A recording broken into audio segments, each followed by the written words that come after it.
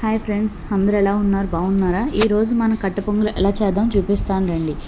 అయితే ఒక రైసు పెసరపప్పు నానబెట్టుకొని ఉంచుకోవాలి. మిరియాలు, జీలకర్ర, ఎండుమిర్చి తీసుకొని ఒక ప్యాన్ పెట్టుకొని కుక్కర్ మనం ఏదైతే వండాలనుకున్నా ఆ కుక్కర్లో గీ కానీ ఆయిల్ కానీ యాడ్ చేసుకోవాలి. వీడియోలో చూపిస్తున్నట్టు స్టవ్ వెలిగించుకొని గీ కానీ ఆయిల్ కానీ యాడ్ చేసుకొని అందులో కొంచెం మిరియాలు, మినపప్పు, జీలకర్ర, ఎండుమిర్చి యాడ్ చేసుకోవాలన్నమాట. చూడండి, మిరియాలు వేసుకోవాలి. ముందు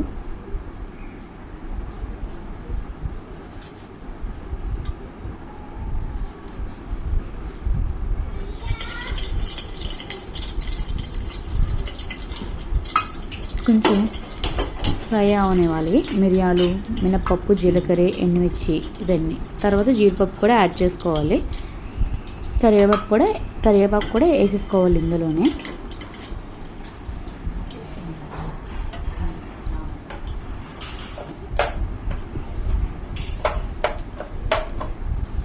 కొంచెం అల్లం కూడా యాడ్ చేసుకోవాలి.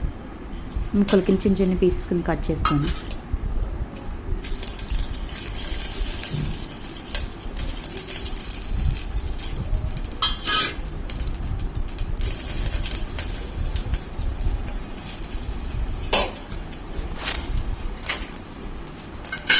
ఇవన్నీ కొంచెం గరిటె పెట్టి ఇవన్నీ కలుపుకోవాలి.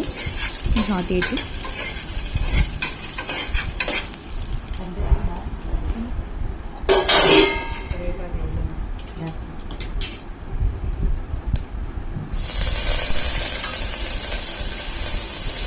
కరివేపాకు వేసేసాము.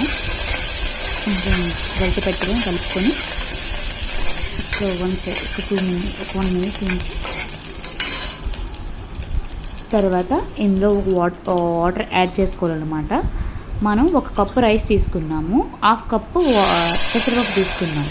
అయితే 1 కప్పు రైస్కి 2 కప్పులు వాటర్ వేస్తాము. అయితే పెసరపప్పు కూడా తీసుకున్నాం కదా, 1/2 కప్పు, అందుకే 4 కప్పు వాటర్ పోసాం అన్నమాట. పప్పు ఉడకాలి కదా, అందుకని 4 కప్పు వాటర్ యాడ్ చేసుకొని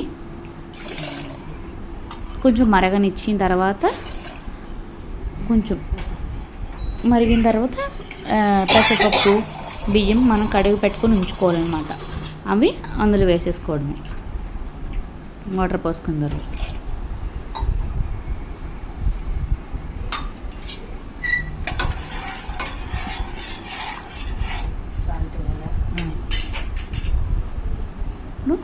కొంచెం సాల్ట్, మనం టేస్ట్ సరిపడా కొంచెం సాల్ట్ యాడ్ చేసుకోవాలి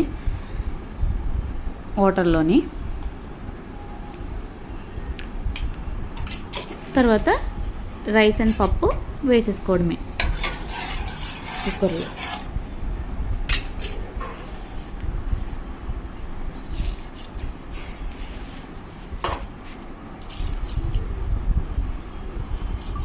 వేసేసుకున్న తర్వాత కుక్కర్కి మూత పెట్టేసుకొని విజిల్ పెట్టుకొని 4 విజిల్స్ వచ్చిన తర్వాత ఆపేసుకొని ఒక 10 మినిట్స్ ఉంచిన తర్వాత కుక్కర్ మూత తీయకుండా 10 మినిట్స్ తర్వాత తీయాలి. వెంటనే తీస్తే వాటర్గా ఉంటుంది. తీసిన తర్వాత ఒక బౌల్లోకి వేసుకుంటే చాలా బాగుంటుంది, very tasty. Please like and share and subscribe my channel.